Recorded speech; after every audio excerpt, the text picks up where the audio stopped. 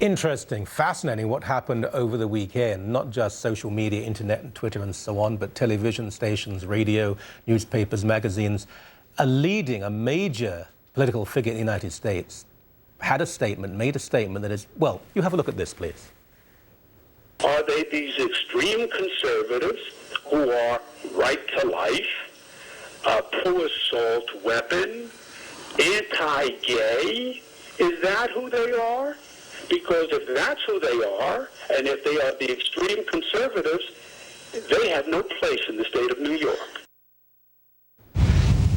That's not some basement dweller. That's the governor of New York. Now, I don't really have a position on assault weapons. I really don't. I'm certainly not anti-gay. I believe marriage is a man and a woman, but I'm certainly not anti-gay. I support right to life. Does that mean I can't go to New York State anymore, sir?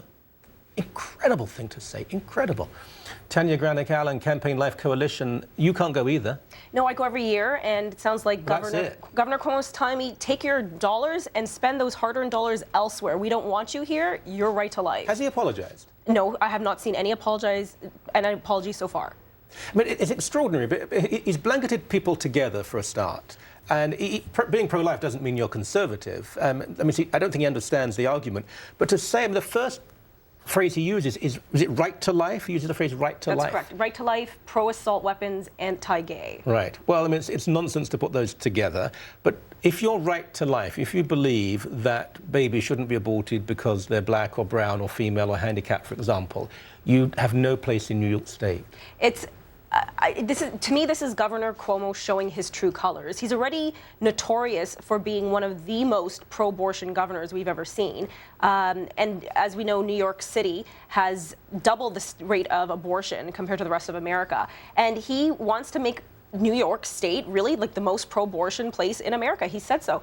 And this does not surprise me at all. It's offensive. It's definitely polarizing. And for a governor of a large state like New York to come out and say such blatant things, it's ridiculous.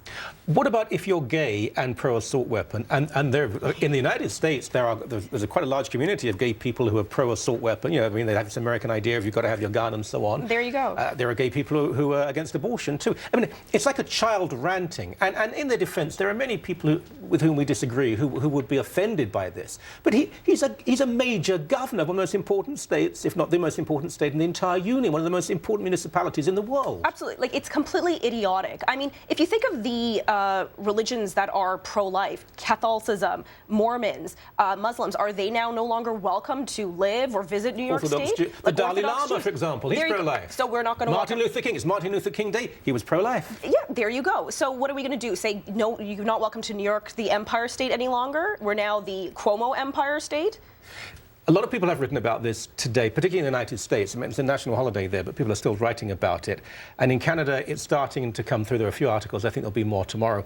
Have any, and I hope they have any people who are not particularly the pro-life community, who are fairly liberal on it, have they come forward to say, hey, come on, this is just too much? You know, I have seen some writings. I can't specifically mention who they are at this point, but some people have said, you know what, it's okay. People can have different views. This is America. We're a democracy. People are entitled to their opinions, whether someone supports the right to life or the right to abortion. So people have been speaking out because they do see this as actually an affront to democracy, which it is. It comes as well, and we'll probably talk about this next week. This is the March for Life in the United States. Right, it's this Wednesday, the March for Life. So I don't think he timed it accordingly. No, but you know what? There was a good, the chairman of the Republican Party came out today and put out a statement saying that the Republican Party is pro-life on the issue of abortion. And their convention is this Wednesday, or this week rather, and they're allowing a break during the March for Life so that their participants can go and participate in the March for Life. So I think, you know, there's a big line in the sand being drawn here. He didn't know he was being recorded. That's why there's audio only and a still picture. When people think that they're speaking to friends, when they think they're speaking to a captive, loyal audience, they show their real colours. They declare their inner being, and I think he's just done that. Oh, there you go. Yeah. Well, let's see what happens when people come to vote for him, because I tell you what, there will still be people who are pro-life, yes, who will vote for him because they have this fear of actually of being honest and principled about their views. Thank you very much indeed. Thank you.